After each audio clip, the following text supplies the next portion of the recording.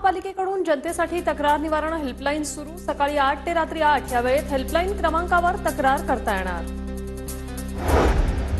अमरावती जिल्ह्यात एकूण 22,472 महिला लाडकी बहिणीसाठी अपात्र। लाडकी बहीण योजना सुरू झाली तेव्हापासून आतापर्यंतची ही आकडेवारी। 14 बहिणींनी स्वतःला लाभ नाकारला।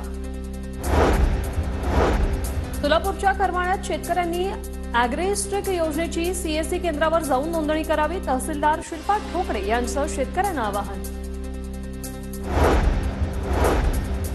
नागपुरात बर्ड फ्लूने 3 कोंबड्यांचा मृत्यू झाल्याने मनपाचा आरोग्य विभाग अलर्टवर। ताजबाग परिसरातील घराघरात तपासणी सुरू। 14 संशयित रुग्णांचे नमुने आरोग्य विभागाकडून प्रयोगशाळेत पाठवण्यात आले।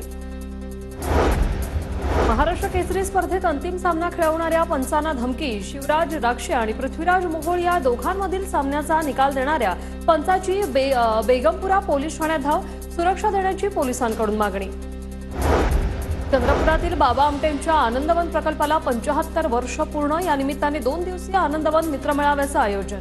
वृक्षदिंडीने मुख्य कार्यक्रमाची सुरुवात।